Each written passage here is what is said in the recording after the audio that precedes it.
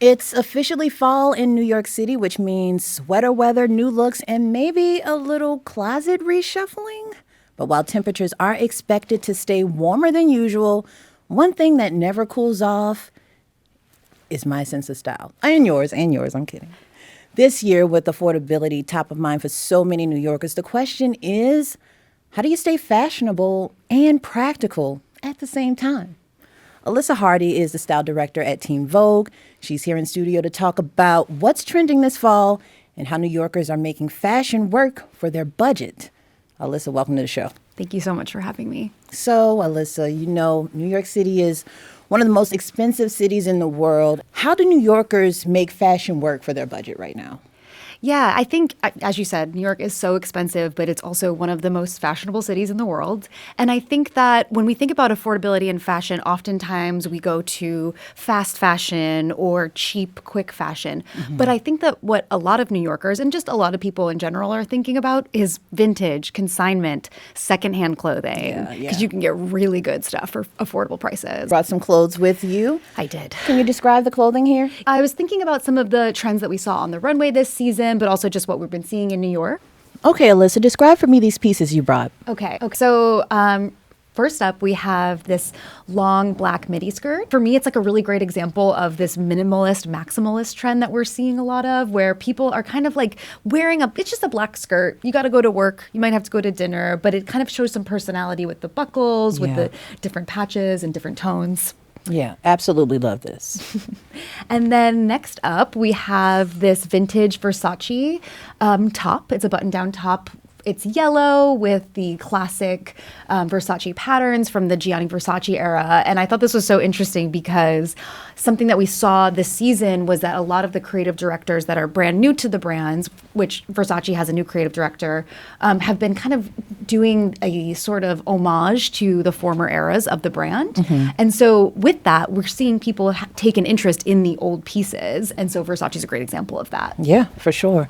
And over here, yes. So we have a pink Genuine Tabby sweater top.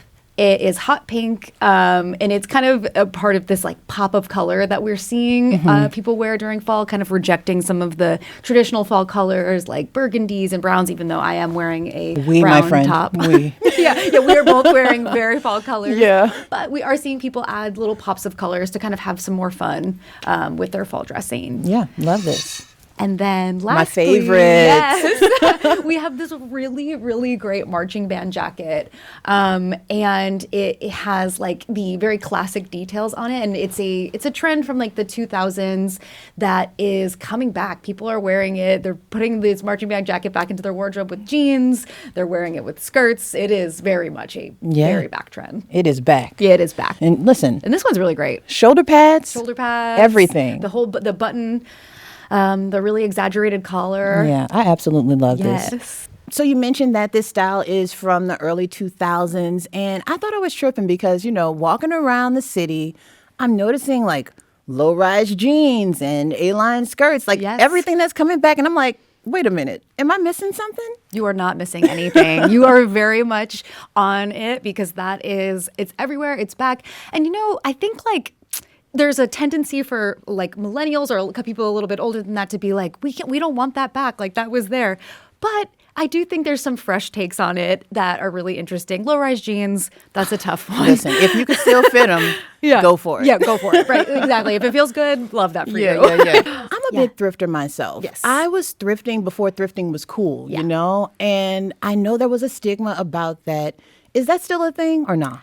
Okay, no. I think that that's one of like the most beautiful things that's happening right now, especially with young people, is that sort of secondhand consignment stigma from getting it from like the big box consignment stores, that's gone. They love it. It's like a way to like find something different, find something that's not in your algorithm, kind of discover fashion outside of your phone. Yeah. And that stigma's gone. Yeah. You recently wrote about frugal chic. Yes. I don't want to spoil it. Tell us all about it. Yeah. So frugal chic is this concept that a TikTok creator has been coming up with, talking about how, you know, as we said, there is an affordability crisis and people are trying to find ways to still be chic and like have that kind of feeling without spending a ton of money. So some of the things that people are doing are, especially here in New York, going to like sample sales and going to places where they're maybe giving out free things. They're wearing like nice perfumes, and that's a way to kind of elevate your look. They are painting their nails themselves, but like doing a nail design at home versus going to get a expensive manicure. You know, not just thrifting, but shopping local helps with that, right? Yeah, I think the one thing, of course, in New York City, there's a lot of great stores and a lot of great designers. But I think just even anywhere, looking to your local stores and supporting local businesses, buying into things that you might not necessarily be seeing online, but you're kind of going to buy and keep forever. That's another way to really rethink the way that we are consuming clothing. Yeah, I think about that a lot, actually. You know, I just try to be more intentional about the pieces that I get and look at them as not clothes, but pieces, you know? 100%. That's the best way to do it. Yeah. We're talking a lot about fall fashion and affordability, but talk a bit about sustainability here. Yeah, it's another reason why I love secondhand and vintage so much. And we know that clothing has a massive impact on the planet. And then, of course, the millions of people that work in the fashion industry making our clothing. And so new clothing that's made, we're using a lot of water. There's lots of microplastics. And I think people are becoming so much more aware of it, but we're still really tapped into the trend cycles. And I think at vintage, as a way to kind of pull yourself out of it, to reduce the amount of clothing waste, we're getting rid of tons and tons of clothing every single year. Those clothing are ending up in areas around the world where communities are needing to now deal with clothing from the United States, from the UK, from Australia. And the clothing quality is getting worse than ever. And those clothes are ending up in waterways. The microplastics are ending up in the water. And it's becoming a really, really huge issue for the climate and for the folks that are having to deal with the clothing waste that we have. Vintage is just a great way to tap out of that, to lower your impact. So what I'm hearing is everyone should be frugal chic. 100%. Thrifting's the way to go. But for listeners who may be new to thrifting, especially in a place like New York City where it could be a little, you know, a lot with so many thrift shops around, any advice for them? Yeah. I think one of the biggest tips that I have for thrifting is have a plan. Think about the things that you're looking for and those things that you want to add to your wardrobe before you go in.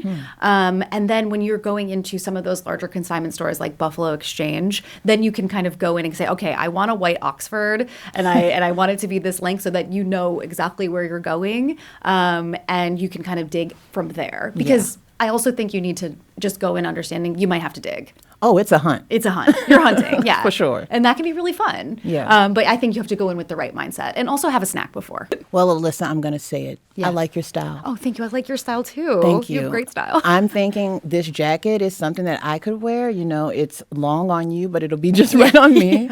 The suede jacket, perfect for fall. Yes, thank you. Where do you get your inspiration?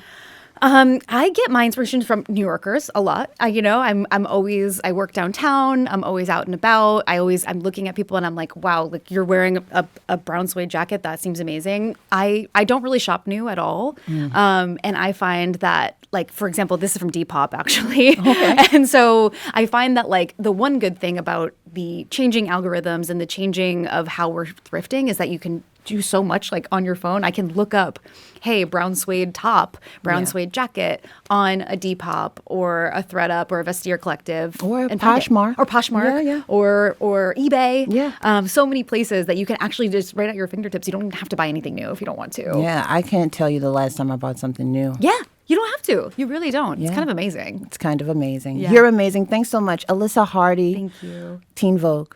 This is NYC Now.